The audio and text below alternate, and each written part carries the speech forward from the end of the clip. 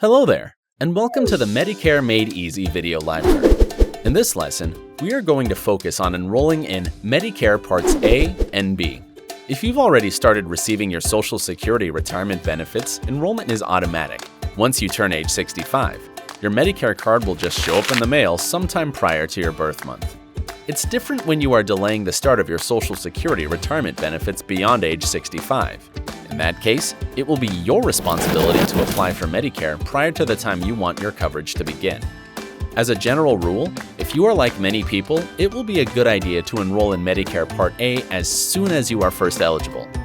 Most people do not pay any premiums for Part A because they or their spouse worked long enough to qualify for premium-free coverage.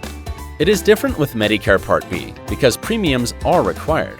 For new enrollees, the standard monthly Part B premium is $134.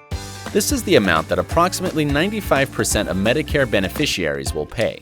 The remaining 5% have incomes large enough to be classified as high-income earners. As such, they will pay more for their Medicare Part B. Some people may choose to delay enrolling in Part B. The ability to delay enrollment in Part B typically depends on the type of health coverage a person might have through their employer or union. If you are thinking of not enrolling when you are first eligible, you will have to be certain that this is allowable in your situation. If not, later when you decide to enroll, you could face lifetime penalties, and you may have to wait even longer than you desire before your Medicare coverage will start. You can apply for Medicare Parts A and B in one of three ways. Possibly the easiest way is to go to the Medicare.gov website and apply online. It should take you only about 10 minutes, and in most cases, once you have completed and electronically submitted the application, you're done. You could apply by phone, but be prepared for what could be a fairly long wait time before you are able to speak to a representative. Your third option is to travel to your local Social Security office and apply in person. In this case, it's a good idea to call first to make an appointment. People who want their Medicare coverage to start when they turn age 65 will use what is called their initial enrollment period to apply. This period provides a 7-month enrollment window centered around the month you turn age 65.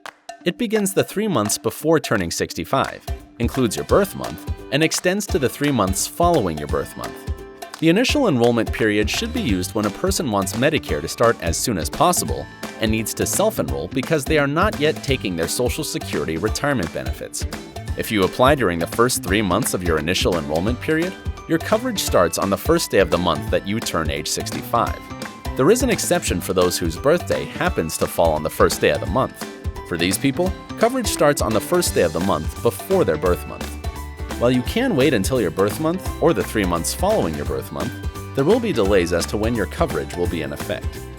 Some people, who are eligible, decide to wait beyond their initial enrollment period deadlines and enroll in Medicare at a later date. Most often, this is because they or their spouse continue to work beyond age 65. They are covered by an employer or union-provided plan that they like, and that plan meets Medicare's requirements for delaying enrollment. Medicare may accommodate delaying enrollment in these circumstances with what is referred to as the special enrollment period.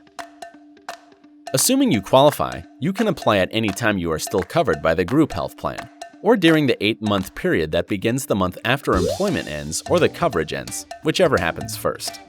Even though the special enrollment period provides this 8-month window to apply, in order to avoid gaps in coverage, it will always be best to apply sooner rather than later.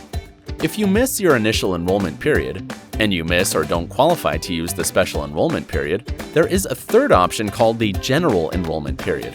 This allows you to sign up between January 1st and March 31st each year. But it is very important to understand that your coverage won't start until July 1st of that year. If you have an accident or illness prior to that July 1st start date, you could be forced to pay all of your medical expenses out of your own pocket. This could put your retirement savings at risk and jeopardize your future security. You also may have to pay a penalty in the form of an additional monthly premium when using the general enrollment period, and you will be required to pay this penalty for as long as you have Medicare Part B. The general enrollment period should only be used as a last resort, so make sure you don't miss the deadlines for either your initial enrollment period or your special enrollment period, assuming you qualify. That's it for this overview of enrolling in Medicare Parts A and B. Check out the other video lessons in this library dealing with Medicare Parts A and B, Medigap plans, Part C Advantage plans, Part D drug plans, and an entire range of subjects designed to help you achieve the retirement with dignity and peace of mind you deserve. Thanks for watching. See you in another lesson.